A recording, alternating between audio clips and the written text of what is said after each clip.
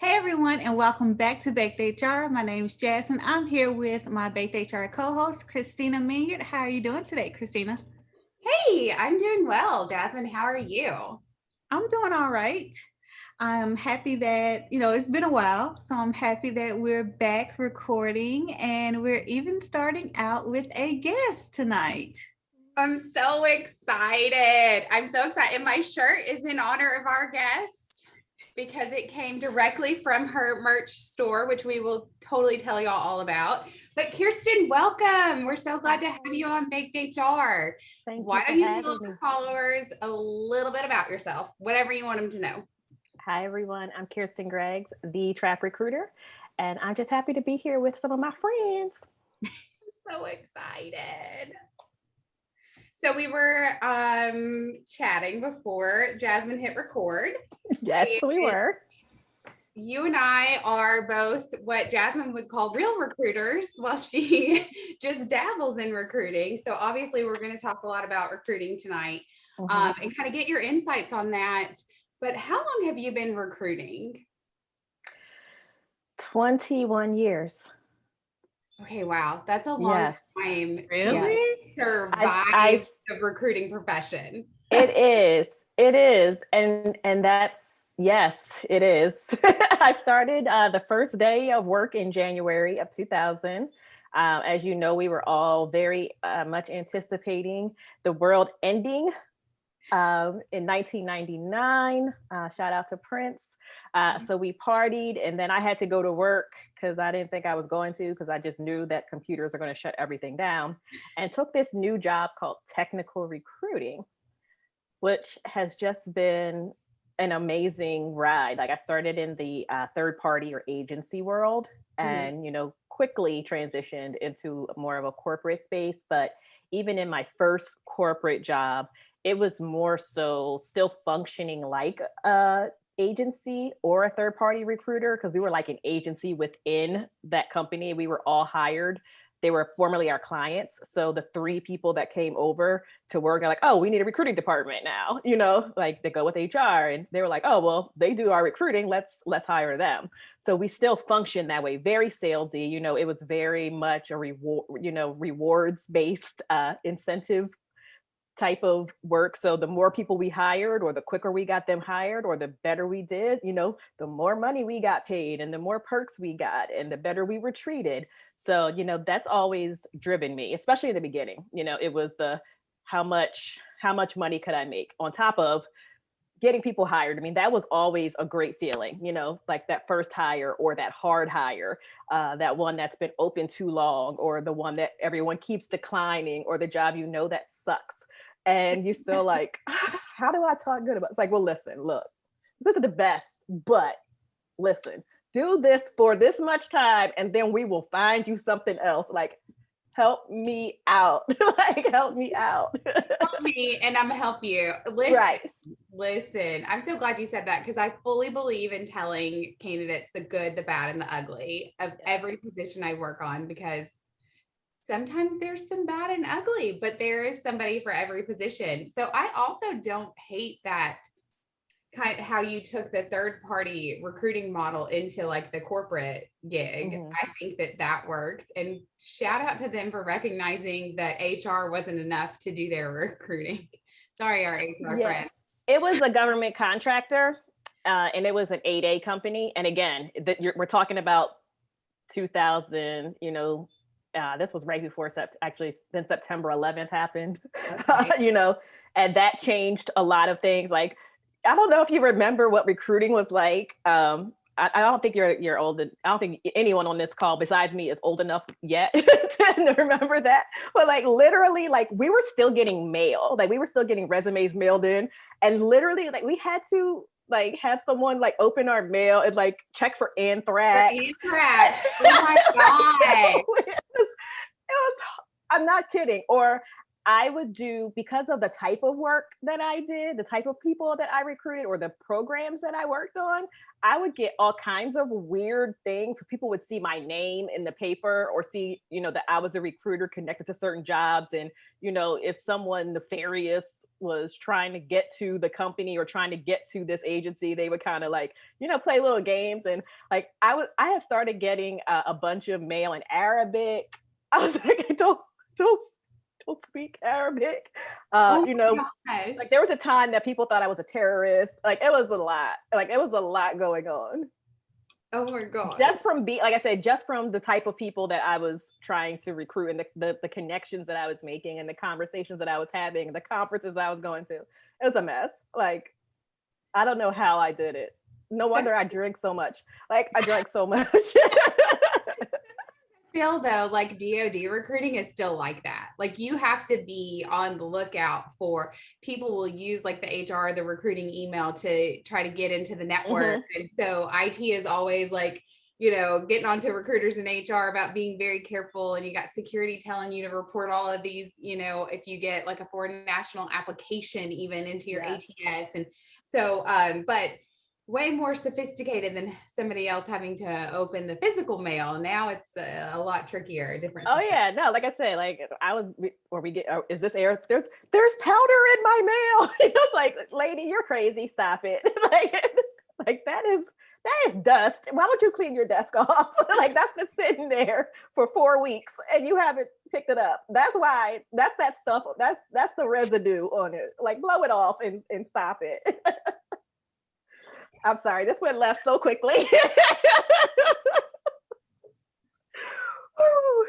That's what this is all about here on BakedHR. That's what we're all about. So you talked about being in recruiting, in Y2K phase, and now everyone is talking about the Great Resignation that is happening in 2021. So what are your thoughts on this era being labeled as the Great Resignation as a recruiter? That's a great question. And I think it's short-sighted. And I think it only like really looks at a segment of the population. Like, why didn't we call what happened in 2020, the great riff, or the great reduction in force, or the great termination? Because that's really what happened. And we gave people enough time, thankfully. Some people who had the luxury of figuring things out and making choices for themselves decided that they weren't going back into the same environments. They were going to do what was best for them. They were going to work for a company that supported them. So I don't think that labeling it like the Great Resignation as that's like a negative, has given it that negative connotation. I don't think that really does justice to what actually happened. It's more like a great reclamation, like people reclaiming their own agency inside of their jobs and inside of their careers and taking control of them. And again, that only works for certain career paths. I've read a lot of articles. Obviously, I've even, rebutted some, in my own writing about the Great Resignation and what that means. I talked about it on another podcast as well. But we forget that everyone doesn't work in an office type environment. Some people never went remote. Like their jobs don't afford them to go remote. And yes, a lot of people chose that job. That doesn't mean that they don't have a important role. That doesn't mean, we saw what happened, how important certain roles that we thought were just like, whatever. But then when we couldn't eat, when we couldn't get groceries, when we couldn't get toilet paper, when our supply chains were down, then we realized how important certain jobs are, how important that job is for the person who cleans the hospital, for the hotel and hospitality workers. Most of us, all of us used to love going to conferences.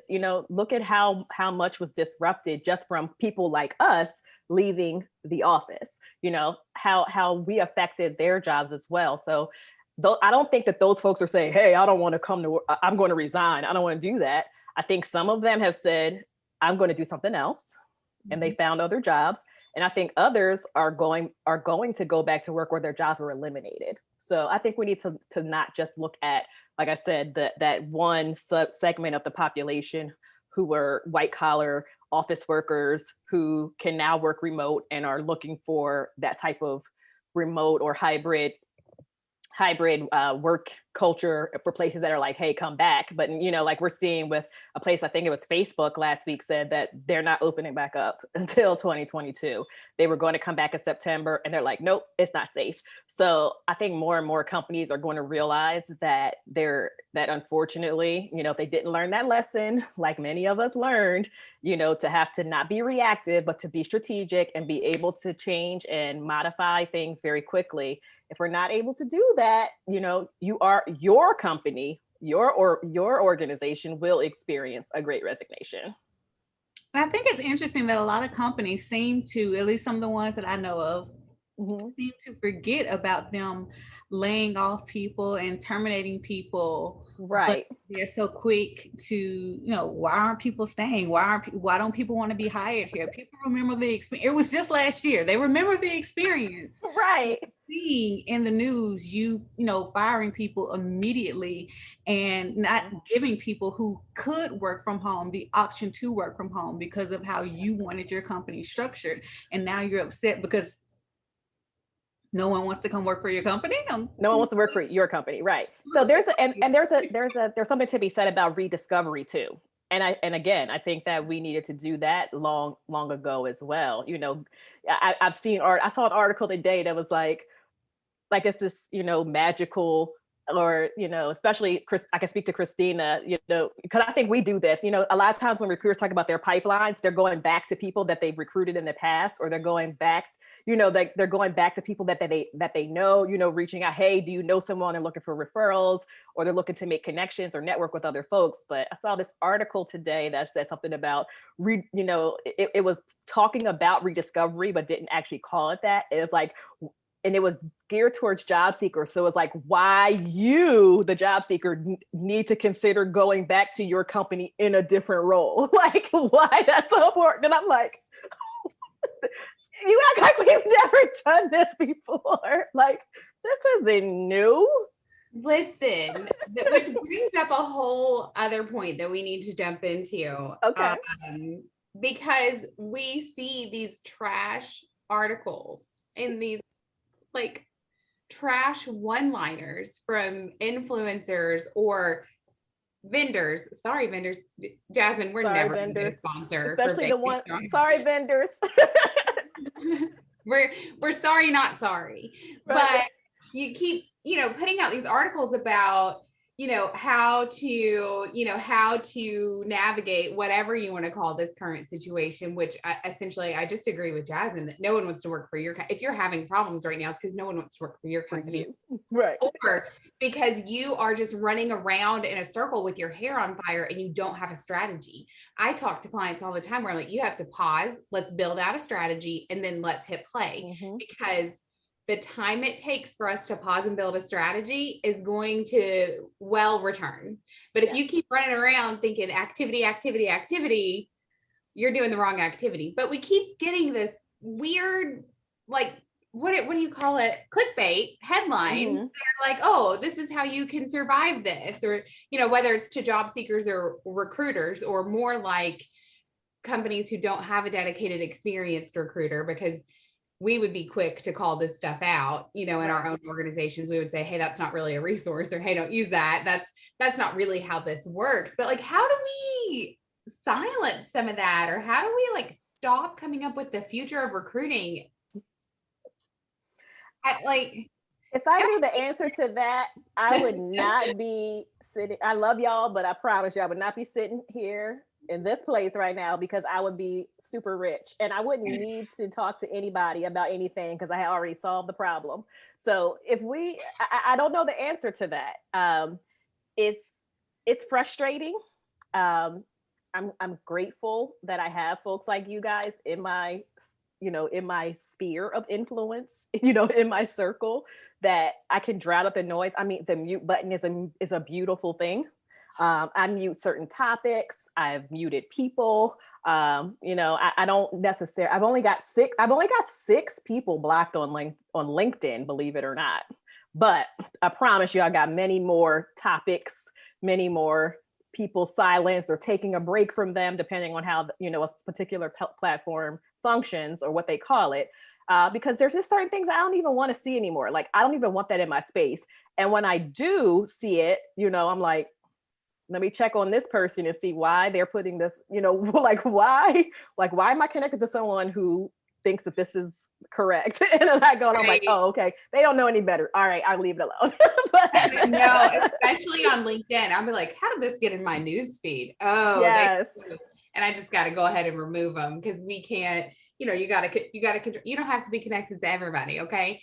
But no. I see a lot of the most discouraging thing about that, in my opinion, is that, and I have told probably every hiring manager that I've ever worked with in my entire career this, people get bad advice on how to find a job all the time. Yeah. Everyone who's ever gotten a job thinks that they can give people advice on how to get a job. And just because you got a job doesn't mean that your advice applies to whoever you're giving advice to. So I just get discouraged when I think about these articles or these, conferences or whatever that monetize this really bad advice to either recruiters or job seekers, because it really hurts the job seekers. At the end of the day, it hurts the job seekers the most. It does. In my opinion. And I just wish that we could just tell the world, those are bad resources, don't use them. We do. Advice. Like who is writing these articles for recruiters? Is it, the people who haven't actually recruited in the last 10 years? Mostly, honestly, a lot of it. And I'm not going to put I'm not going to discourage people from making money. I don't get your bag however you want it. At the end of the day, stuff only lasts so long. You can only fake it for so long. It's like you can't fake it till you make it in certain spaces, and this is one of them. HR and recruiting, you can't fake it till you make it, because what you do is going to have huge adverse impact on people. So if you are faking it, you're not going to make it. You might get away with things for a time, but you're not going to ultimately be able to continue on in that space unless you get better, unless you change things. But I feel like there are folks who it is, a lot of it's driven by marketing, a lot of it's driven by clicks, a lot of it's headlines, clickbait. I've seen some articles that don't even have anything to do with what the title says. I'm like, what? But we see that in the news. About my writing like that, okay? Right here. No, stop it. But I think too that especially when people need money, you don't have a lot of people, and I don't want to say it's a lack of integrity, because it's some nuance there. So that's not always it. But as someone who does get paid to write certain things, I push back when I don't know what they're talking, when it's not my wheelhouse. If someone asks me to write about HR specific things, I usually say no, because I'm not an HR person. I'm a recruiter. Or if someone comes to me and says, hey, can you write a diversity article? I'm like, I'm not a diversity practitioner. I'm a recruiter. And I was like, I can write this article, but I will write it from a perspective. I will number one, interview people who do this work, or I will give you some references to people who can help out. And I don't think enough people do that. I don't think enough people say, I'm not going to do this. I learned, I think some of it is a lot of us came out of blogging too. So we were really just data dumping, all the stuff that we weren't quote unquote allowed to say at work, getting some stuff off our chest, and people enjoyed it because they were feeling the same way. They were like, yes, keep saying that. They're like, when you go down in flames, I'm gonna throw some water on you, but I'm not I'm not going down with you. I'm not gonna publicly say it too, but I'm very much enjoying that you're saying it, and knowing that I'm not alone in that feeling. But learning how to transition from blogging, I haven't blogged in so long. I haven't written a blog post in so long. I literally had to learn and be taught by writers what writing actually is, because that's not what I was doing. I said, I it was like stream of consciousness, you know, like my writing style was very much how I talk, like how we're having this conversation, and that's not it. And when I step back and, you know, I don't get as many red marks anymore, you know, like I'll send something to an editor and thankfully, like they only change a couple words, you know, take my double spaces out from this, you know, my You're not a double spacer. don't do that. I learned how to type on a damn typewriter on a keyboard, like, you know, like once I was on my typewriter. No. Oh no. That's how we learned. Okay. I was like, oh my gosh, she's giving us all this good advice. Me and Jasmine have to remember this because we can get worked up whenever we see like crazy influencers spewing garbage. And so now you're throwing me away because I forget, because I still forget sometimes not to double space. I'm like, can she really know all these things if she's still double spaced? Listen, if that was a pre-screening question for one of my clients, I'd be like, man, this candidate was really good until we got to that question. And now we got to walk away from this really good candidate because she's still double spaces. I'm sorry. No, that's funny. No, I know that you're not supposed to do it. So I'm breaking out of the habit. I'm breaking out of the habit. But yes, I'm showing my age with that, with the double space. I'm going to get Kate on y'all because she... I love it. By the way, Kate double spaces too, and she doesn't take hers out. Sorry. Anyway. Did we know that? Yes. We've had these conversations on Twitter a lot. Oh but see, let's move back to recruiting.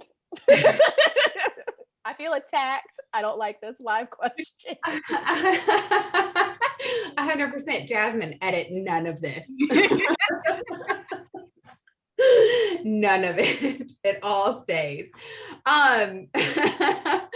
Okay, so no, all really good points. As you were talking about, you know, switching from blogging to writing, you know, I went through a phase where I was writing articles, really because I've never made money off blogging. I have gotten to go to conferences for free from blogging, and I have gotten some of my creativity and my frustrations out through blogging. But when I learned I could make money writing articles for companies, I was like, especially while I still had a corporate gig, I was like, oh, this is where my time is better served. Right. And like my first time I did it, like I rewrote the article before I submitted it like 4 times because I was like, oh, this still sounds like my blog. And I never want something that I write for someone else to sound like my blog, because that is not what a brand wants, I promise. Right. And I remember I sent the article to a friend and I was like, hey, before I turn this into the editor, do you mind just, you know, proofreading? And he did. And he was like, did you write this? And I was like, oh, yes, I wrote it. He was like, it's really good. Right. Because no one had seen me write like that, because all they had seen was my blogging. But there were times, and even though I really wanted that paycheck to write an article, there were times where I had to turn an article down and say, yep, I don't know enough about that to make you guys sound intelligent in that area.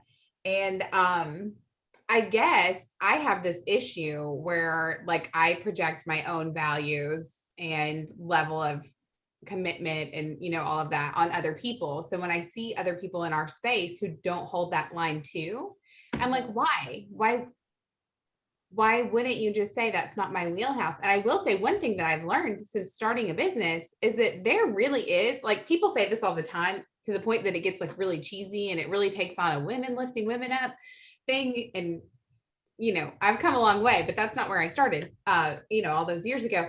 But there really is room for all of us.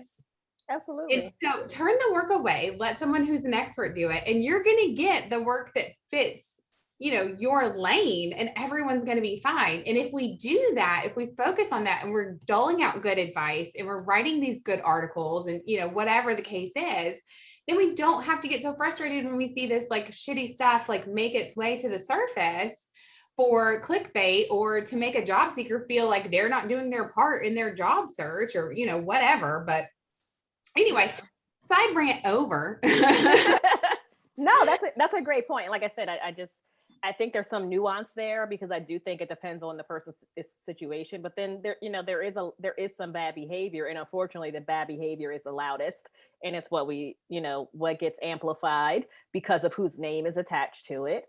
And it's like those that are not as popular, regardless of how talented they are, don't necessarily get the attention that they deserve and that they desire. Yeah. Yeah. No, that's a good point. So we've kind of been all over the map tonight. That's Sorry my about style. that. That's my No, style. yeah, that's ours too. I mean, if you've watched an episode, you know that that's ours too. Like we could totally start out with one vision and end up on a completely different topic.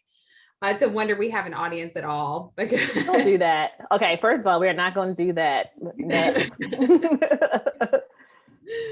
But I'm thinking about how you said earlier when you were talking, like, why didn't we call last year like the Great Riff? And Right. like, I haven't let go of that since you said it. And really, I don't think that this year's recruiting problems get enough of spotlight on that. Shout out to recruiting problems. Hashtag. Wait a minute. What was that? Is that a new merch alert? Is that a new merch alert?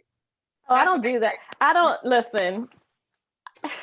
We're not afraid to shout out your new merch. We love merch. Oh, I know. I mean, like the shirt you have on, no one else, like, let's be clear, like there's only 11 of those. So oh, I'm so special. No, you are. I mean, they were a gift from you doing one of the ebooks, right? Yeah. I have one, and like you and some other folks have one, but the one that's on my site does not look like that. So you have a special one. That when I was looking at your new recruiter problems ones, but we're gonna link to Keirsten's store in the comments so you guys can go check it out for yourself, since she's not going to tell you about it. No, it's not that. It's just that like I'm not good at that. Like I don't like doing that part. Like it's. Yeah, I don't. Well, that's funny. Your greatness. Is that what you're saying? You don't like doing? Well, we're gonna do it for you. Don't worry about it. 100%. So because you just acted like that when I started talking about your merchandise, what's your opinion on people who say, well, on the phrase that recruiting is basically sales? Because it sounds like you don't want to do sales. Like, I know you're an excellent recruiter. Thank you. So recruiting has sales aspects. Yes, it does. But recruiting is recruiting. Like, let's stop trying to make recruiting fit into a different box, because it doesn't. It is so many things. It depends on the day. It depends on the person. It depends on the position. It depends on where you are, what industry you're in, so many things, how long you've been doing it, what recruiting will be that day, and who you're interacting with.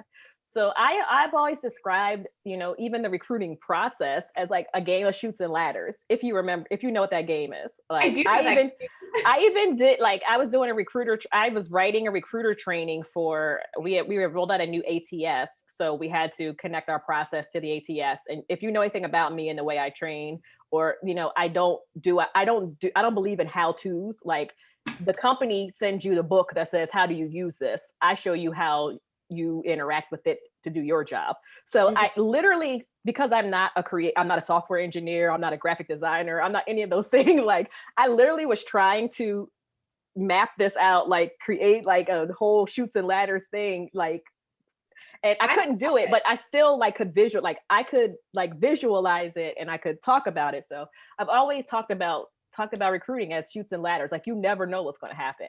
Like, you get all the way to the top, and then you roll those dice, and you hit something, and you're back starting at square one. We've all been there. Oh my God, it can happen so fast, right? It's very fast. It happened to me last week, and let me tell you how. I had a candidate who was great. Everything was going great. I love this customer because this customer is very, like, they made sure that I had a commitment to diversity, equity, and inclusion in my contract before they would. And so, like, I just wanted to run and hug them, even though they're very far away from me, because I appreciated that so much. I've never had a customer be like, no, this has to be in here. But anyway, and so, like, I send, masked bios and masked resumes, and we do everything together we can to pull out bias of any kind before they know anything about a candidate. And so sometimes it's challenging. Sometimes I don't get to share enough information or, whatever. So we're kind of working on that. But anyway, I say all that and it has nothing to do with what I'm about to tell you. So they get to the point where the hiring manager wants to talk to this candidate who's great. And I love the candidate so much too. But by the time the hiring manager made a decision to talk to the candidate, it was 3 business days later, but it was over the weekend too. So really like 5 days later, already had other offers on the table. So it changed her salary requirements by an additional $40K. Dang. Oh, wow. And I was like, are you sure? I was like, you were like, I beg your pardon. I was like, did you say 14? 40. And I said, okay, you know what I'm going to do? I'm going to go and I'm going to ask them before we schedule, this session with the hiring manager. But before I do that, please tell me that you have an offer you can sign today that has that number, because if they say no and they're offended, they won't continue the process. So I need to know that you have something else that you can take. Just like, yeah. So obviously, my customer said a 40K jump midway through the process is not going to work. No one's going to say that's going to work, and I get it. Like, collect your coins. If you've got that kind of offer, good for you. But it put me all the way back at, square one. Cause we thought, out of the ones that I submitted, we thought this was the match. This was the one. I've been there. I've had someone call me or get to my desk the morning of orientation, the Monday they're supposed to start, and I have a message from 2:00 in the morning, like, yeah, I changed my mind. Why do you do us like this? Please don't. But you know what? In all seriousness, I would rather them do that before they get to work than, 30 days later, you're starting the process over anyway because they got hired and it didn't work out. So no, you could have done that too. You could have done that why'd you wait till 2:00 in the morning? Who has been through this, I appreciate them for doing so before I have entered them into the system and actually have to take them for that one. Okay. My bad. You're right. Perspective we knew we needed. So remember we were collecting paperwork beforehand. All you really were doing on your first day was coming looking at them stupid slides. I said that out loud. 1980s Wendy's orientation that's like you got your drug screen done, like you filled out all that paperwork, like you literally filled out all that paperwork, pages and listen, oh gosh, the first time I had a job where I didn't have to fill out a bunch of paperwork is that last corporate gig that I left, and I started that job in 2019. Oh, okay. That is the first time I've had a job where I didn't physically fill out a bunch of paperwork. Not even online? I filled out a lot online. Yeah. But not like physically filling out paperwork. Even at the most technical engineering firm that I worked at full time, I had like a stack of paper. Like they were really proud of themselves because they put all of their orientation paperwork, their first day paperwork, on a CD that you had to come pick up. Yeah. Actually, that hurt to revisit that memory. Like, I physically feel ill right now. Listen, I'm looking. Listen, where do they still make? Like, where do you get a CD? Like, I don't even have a CD drive. Right. I'm like, I don't have a CD. You really drive. don't. I don't. But yeah, it's not that long ago. You have to do it on like your gaming system or your DVD player. If you even still have a DVD player, they really filling out my first day paperwork on my Xbox. Really? The worst part was though that they didn't make it to where you could fill it out electronically. So you still, like, the person had to print it and fill it out. Yeah. And they didn't know. No one had ever told them. And so, like, here I come, my first day, recruiter, and I'm like pissed off. And I'm like, your onboarding already sucks. You think I'm going to bring engineers here? I didn't say it like that, but in my head, that's how it was. But we have to have those conversations. I don't think enough recruiters talk about the way that they were like, let's be honest, recruiters have to start like speaking up, because if you're recruiting, if the process where you were getting recruited sucks, you know that everybody else's does. Like, it's you, like these are your people, and they're ghosting you. They're, not meeting they're not meeting the expectations that they set, or they're setting expectations and not meeting them. You had to go through 18 interviews, do a, tell them which house in Harry Potter you belong to, like all kinds of stupid stuff. Like, that doesn't have anything to do with the job. And you went through all this, and then you wonder why candidates are mad at you when you go start working there. Listen, and I'm telling you though, I didn't know until, so early in my recruiting career, I was only connected to HR people. I did third party recruiting, and HR was my audience, right? And I learned HR from my customers. That's how I got good at HR, so that our internal processes could be better, so our external recruiting could improve. And so it was probably until I went to like a big national conference we don't go to anymore, before I actually like met other recruiters, and I was like, other recruiters exist.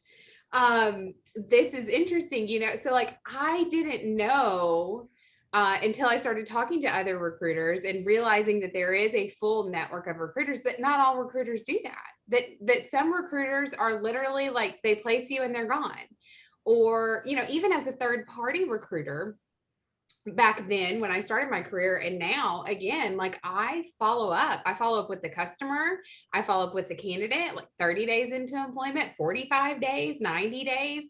I have always like given them feedback on how the onboarding experience was for the candidate, so we can improve it for the next one. Like, I talk about things that I see, reviews or comments in the community about working for them, so that they can take that and make sure that they're constantly evolving. Because I'm not going to recruit people to come work for you to just have a shitty environment and for them to have a shitty experience. We're not doing that. It's one thing to have something that needs to be improved, but to know that something needs to be improved and consistently ignore it, that's when we can't work together anymore. Because I'm not wasting my time, and I'm never sending someone to a terrible place to work knowingly, because that life is too short to work for a bad employer. Like, I don't care what anyone says. We will find a way to pay your mortgage, damn it, but we are not working for bad employers. So when I found out that not all recruiters do that, I was like, oh. What do I call myself? Because I don't call myself. Clutched your pearls. I did. I clutched them, and I probably haven't let go, because I don't want to have the same title that they have. That's an interesting that you said that, like, I don't even want to have the same title as them. Wow. Well, we face this though, because recruiters do have a bad reputation overall. We still do. And it only takes one. Like I said, it only takes one person to have a bad experience. They're going to tell you. But believe it or not, they're also going to tell you about the good experiences. And that's why you're going to see like someone like you, someone like me, someone like some of our other folks who will, who are always being called on or always being tapped into, because someone has said, I had a good experience with them. And then the bad experiences, unfortunately, and they still do that, you still get the, oh, you're not like them, and that's a terrible place to be in, actually, where you feel like you're the exception, because I want us to be the rule, like, because this is the rule, like, this is what it should be, this is how important it is, like, this should be the rule. Those bad habits, like that, those bad recruiters, like, that should be the exception, like, we should be the rule. And I didn't see that. I always fought against that bad recruiter tropes, the stereotypes. Like, I laughed, that's cute. I was doing recruiter problems. Like a used car salesman. Yeah, like doing recruiter problems memes and stuff. Yeah, just poke it. Like, but again, it wasn't fun. There was some truth, but I gave, hiring managers, recruiters, job seekers all the same heat. Like I don't discriminate against who I make fun of. So I don't.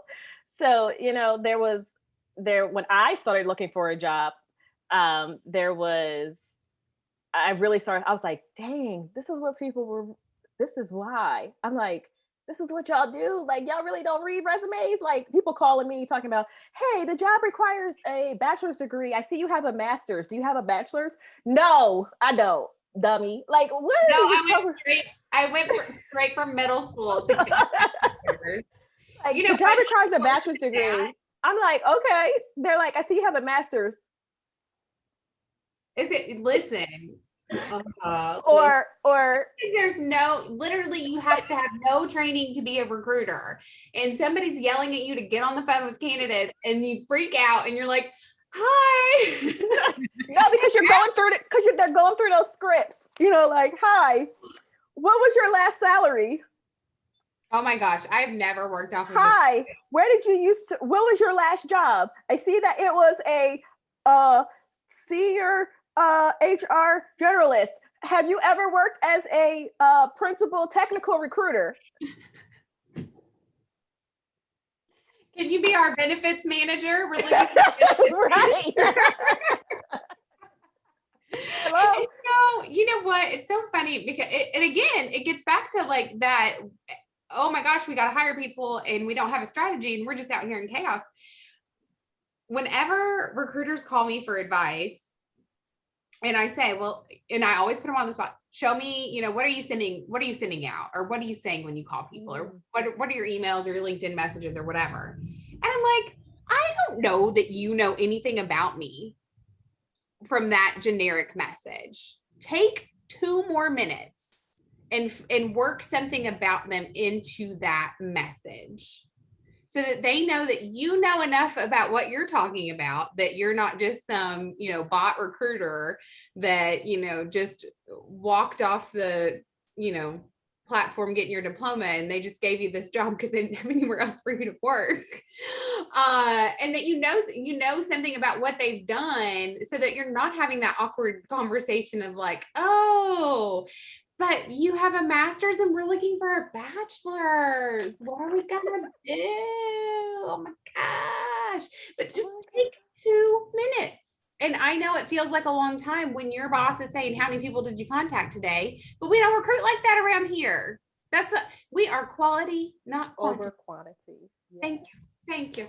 Okay, sorry. I'm gonna get off my soapbox. Get your response rates up, people. Like, pay attention. Know what your response rates are. I once had an 80% response rate on candidates on LinkedIn. LinkedIn in mails, and it was a C-suite position. Like, that's how. But some of that too was me too, because I contacted them through LinkedIn. So the people that were interested, like, they went on my profile. Right. Oh yeah, I love to see that, like, somebody that I have sent like an in-mail to has gone to look at my profile. I'm like, hope you find what you're looking for. Now message me back. No. I said response rate. I didn't say like they weren't accepting, like they weren't saying, yeah, I'm looking for a job. They were like responding to even say, no, I'm not looking. Like, yeah, that matters too. So recruiters, those are the metrics we really need to be looking at. Like, oh my God, let's do a workshop together. Did you just put work on me? Like, she just assigned me work. Can I, Jasmine? This is the second time in 1, 2 plus 1 days that she has assigned me work, because Friday she bullied me into updating my Trap Recruiter store, by the way. I was doing the Lord's work for everyone, because now everyone has access to merchandise because you updated your shop front. Okay. It's so funny. She keeps saying bullied, and I prefer the term encouraged, but it's fine. Whatever. I think that some bullying is positive, and this was definitely positive bullying. But when I tell you, it took me the whole day because Teespring shut down and wiped out all my work the first time. Listen, we had to restart. I know we would have. We would have just been like, whatever. It hates us. It's not meant to be. So this is let's do it. Let's do it. All right, good deal. I'm excited. All right, sorry. right. Well, thank you so much for joining us tonight, KG. It was wonderful talking to you. I love that you are our first guest back since we've, taken a little summer break. We're gonna call it season 2. This is the There start we of Yes. season 2. Season 2, episode 1. All right. So you all make sure that you follow us on BakedHR on Instagram. We have done some really funny reels. We have some memes on Meme Monday. We asked y'all some questions to get your feedback on what you're also seeing in the workplace. So just make sure you come over and follow us on IG. And if you have a question at any point in time, if you want to be on Baked HR with us, you can email us at bakedhr@gmail.com. And then, of course, make sure you subscribe to YouTube and the channels that you're watching, the channel that you're watching right now. I think that's all. Like I said, it's been a while since we've done this, Kristina. Anything else? I know we should have done a script together. The only other thing is we're going to link to KG's stuff in this episode notes somewhere, comments. I don't know how this works. Jasmine is our editor. So make sure that you go check her out. If you're not following her already, go follow her as well. All right, ladies, it was so fun tonight. It's nice to be back. Thank you so much, KG, for joining us. Thank you for having me. I had a ball. Bye.